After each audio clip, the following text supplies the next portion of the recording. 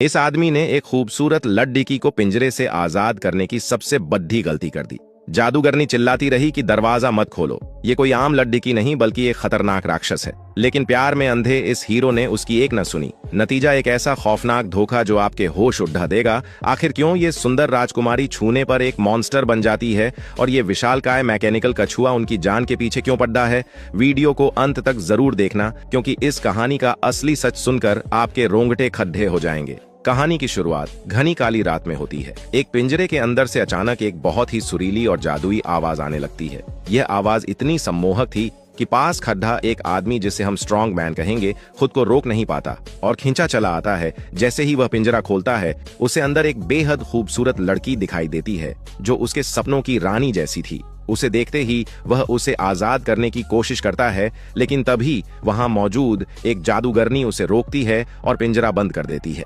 जादूगरनी चेतावनी देती है कि यह मासूम दिखने वाली लड़की असल में कोई भयानक राक्षस हो सकती है।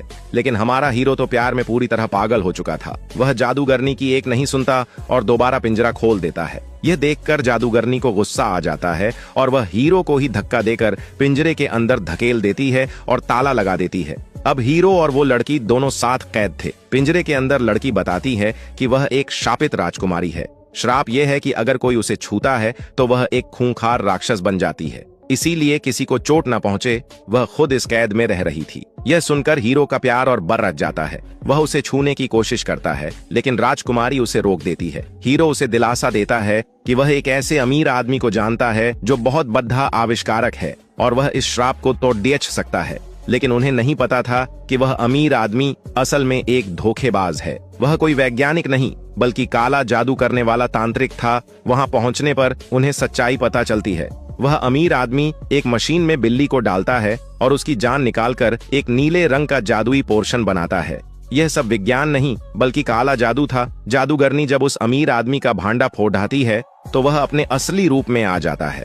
वह अपने आदमियों को उन्हें मारने का हुक्म देता है। तभी वहां ढेरों मैकेनिकल कछुए आ जाते हैं जो खाना पहुंचाने के साथ साथ जानलेवा हथियार भी थे।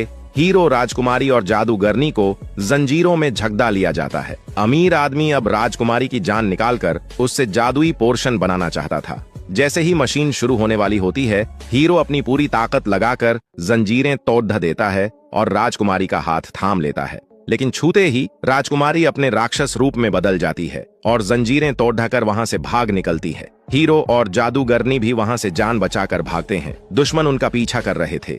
तभी जादूगरनी अपनी जेब से कुछ जादुई बीज निकालकर फेंकती है। वो बीज तुरंत बड्ढे बड्ढे तरबूजों में बदल जाते हैं और दुश्मनों को कुचल देते हैं। यह देखकर अमीर आदमी अपना सबसे खतरनाक हथियार बाहर निकालता है, एक विशालकाय कछुआ। वह अपनी हवेली के नीचे से इस महाराक्षस को आजाद करता है। जादूगरनी और हीरो भागने की कोशिश करते हैं, लेकिन कछुआ बहुत तेज था। उसने अपनी मशीन से जादूगरनी की सारी जवानी और शक्ति खींच ली, जिससे वह तुरंत एक बूढ़ी औरत बन गई। तभी हीरो वहां पहुंचता है और उस विशाल कछुए पर चढ़ जाता है। लड़ाई के दौरान हीरो बुरी तरह घायल हो जाता है। उसका सिर धड़ से अलग हो जाता है, आंखें चली जाती हैं, लेकिन वह हार नहीं मानता। उसकी मदद के लिए राजकुमारी वापस आती है। हीरो अपनी बची कुची ताकत और राजकुमारी की मदद से उस विशाल कछुए को पलट देता है।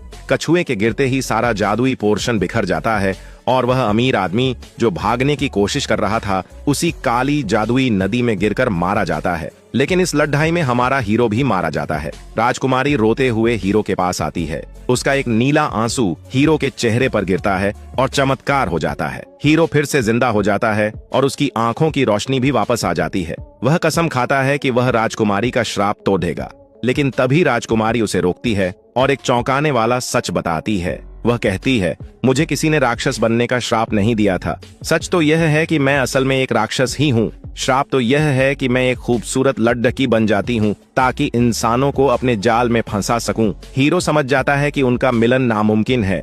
वे दोनों आखिरी बार एक दूसरे को किस करते हैं, जिससे राजकुमारी अपने असली राक्षस रूप में आ जाती है और वहां से हमेशा के लिए चली जाती है। आखिर में जादूगरनी को मलबे में जवानी वाला पोर्शन मिल जाता है और हीरो अपने गांव वापस लौटता है, जहां उसका एक सच्चे योद्धा की तरह स्वागत होता है।